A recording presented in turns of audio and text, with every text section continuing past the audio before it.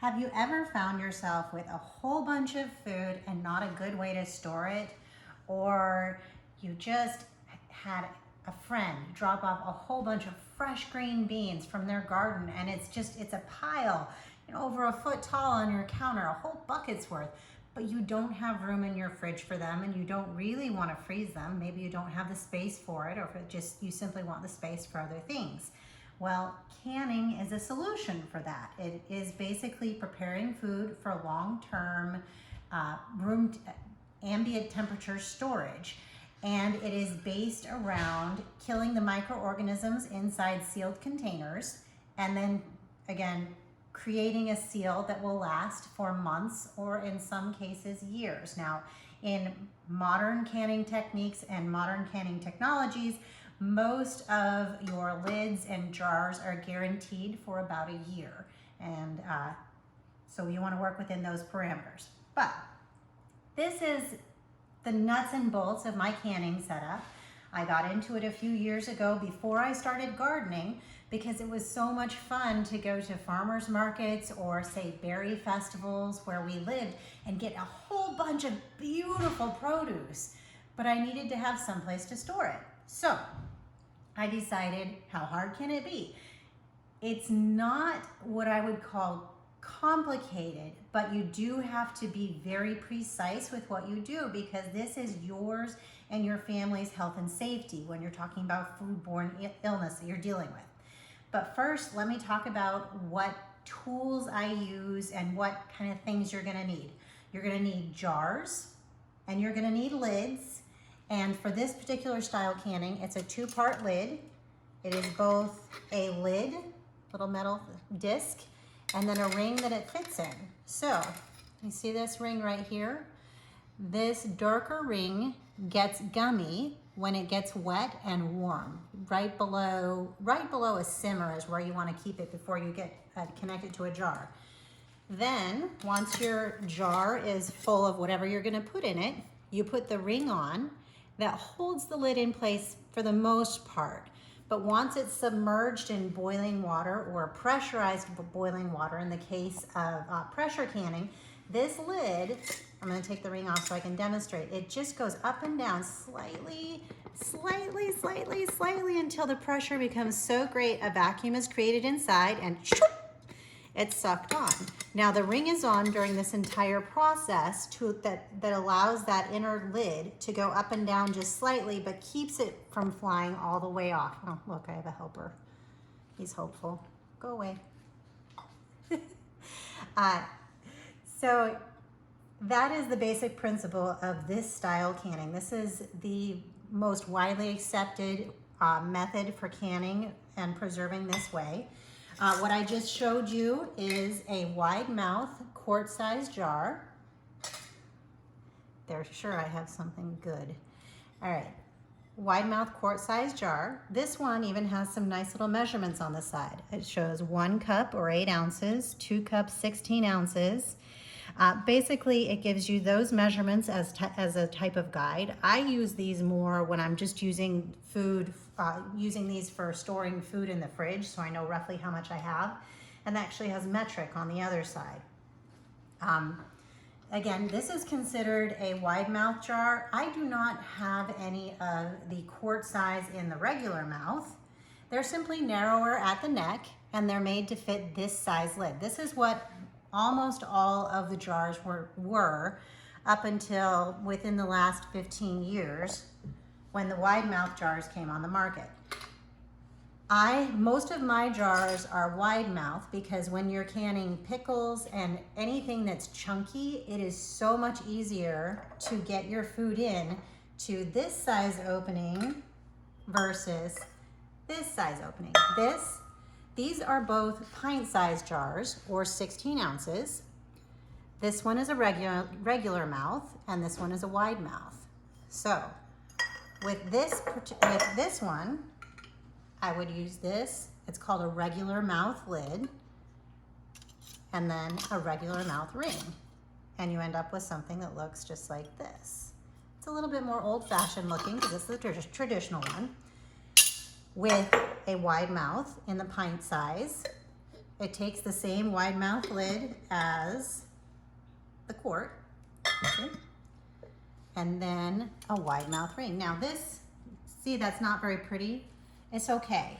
This still will work just fine because you do not store them long term when you're storing them on your shelves or in your cabinets. You don't store them with the rings on them. This is simply used during the canning process, or if you're going to use it in the fridge after you've broken the seal. But this is clean. It's just kind of ugly, but it still does the trick of holding your lid in place. So there are our jars, our lids, and our rings. And this is something I use when I'm canning. This is a basic paper towel rack where I have my regular mouth on, a few of my regular mouth on one side, a few of my wide mouth on the other, just so they're handy and ready for when I'm using them in the canning process. The other thing that I always want to keep handy, this is an old measuring cup where you see most of the measurements have worn off. I'm not going to use this for measuring. I'm going to use it for scooping and pouring when I'm transferring whatever I'm canning from the pot where it was warmed up to the jars. So I like to keep, that's why I save this particular measuring cup. It's great for that purpose. Now, these other interesting looking little doohickeys come in what's called a canning tool set. What in the world are they? Which ones do I use the most? Do I need them? Technically, you could can without them, but you will probably come up with some pretty nasty burns and you'll break a few jars in the process. That is why these tools were developed. The tools that I use the most in this set, the three of them that I consider essential, and everyone in the house knows when I cannot find them because then everyone must look until I can find them, are funnel. And this is, it's larger than most kitchen funnels because it's designed to fit precisely in a regular mouth jar. You see, isn't that a nice fit? And it also fits nicely in a wide mouth jar. And it allows you to pour the food in or scoop the food in without it running all over the place and getting all over the outside of the jar. Because any food that gets trapped on this surface is going to prevent this sticky part right there from, well, it's not sticky right now because it's dry, but prevent the sticky part from creating a seal. So you do not want anything on that particular surface. So, funnel. Super important. Well, you could technically can without it, but I cannot can without it, but I can with it. The other tool that has saved me many a very serious burn is my jar grabber. Isn't that cool? All right, I have not introduced the pressure, this canning pot yet. However, your jars live in this giant pot, and you have to reach in and out of that pot and put things in and then pull them out. And this particular, when your jars are full and the rings and lids are on, especially this particular little grabber will save you many a burn. So jar grabber. The other essential tool is just a little teeny tiny magnet. And this one is plastic because the plastic doesn't conduct the heat, and it's strong enough plastic that it'll handle boiling water. Check this out. Because you remember how these guys have to be brought to almost a simmer to activate the seal? Well, you don't really want to stick your fingers in simmering water. So you have a little magnet and then you place it on there. And I do this, but you could always grab another tool and just push against it, and then your lid is on. So 3 tools that I refuse to can without are my jar grabber, my funnel, and my magnet. And these, they will wear out or break, or life happens, and that's okay. But they are very important, and you do replace them. In most canning tool sets, there's a couple of other little tools that it took me a little bit to figure out what they're for, and I don't use them as often. but I certainly, you could. So this, I grew up in the generation where these really are not tongs. These are the hot dog picker-uppers. If anyone else was raised in the 80s and ate a lot of hot dogs, you'll know what I'm talking about. That's what these are for. They're for grabbing a hot dog. But in your canning set, they are for grabbing your jars when they're empty, because you're gonna need to get empty jars out of boiling water without burning yourself. And these tongs are pretty handy for that. However, if I can't find them, I don't always get them out, because you become more and more adept with these jar grabbers, and these also can work for grabbing empty jars out, up, or you can gently set them on their side to pour out the boiling water and set them where you're going to go. But most canning sets come with the hot dog grabbers, not for hot dogs. This little thing took me a little longer, and it's one that I do not often use, but that's because I have asbestos fingers, meaning I tolerate pretty hot things. Now, so you got your lid on. Again, you're pretending this is full of something. Oh well. You've got a ring, and this is all very hot. So I just put my lid on. I want to put my ring on. And you know how you have to hold the bottom part while this is not hot. This is room temperature, but it's warming up because it's going against hot metal and hot glass. This holder allows you to squeeze your jar and prevent it from rotating while you put your lid on to what's called fingertip tight. And that's what you need before you then grab your other grabber and put your full jar into your boiling water. Now, I'm demonstrating all of this with empty jars. You never, ever, ever want to try and can empty jars or can air. It's because they will explode, and that is a nasty mess you just do not want in your life. So, the other thing that you're gonna see right here, and I did it simply because it's a good habit to be in, whenever you're putting your jars on a surface, use a towel. Especially when you start heating these jars and then putting hot things into them. Most countertops are very cold, and when you have a temperature difference, a dramatic one between say a cold counter and a hot jar, those jars can crack because they are glass. It's very strong glass, but it's still glass. So the towel, besides helping collect messes and absorb water that spills over from wet jars and food and anything else, it creates a buffer that helps absorb some of the temperature difference. So, jars, lids, doohickey tools, rings, we've got all kinds of things going on. Now to the big canner. This has a couple of pieces, and there's several brands of these. This is what I would consider a mid-priced unit, and it's mid-priced because it is big. I got one with a large capacity. It easily handles the quart size jars, and when I'm pressure canning, you can actually what's called double-decker canning.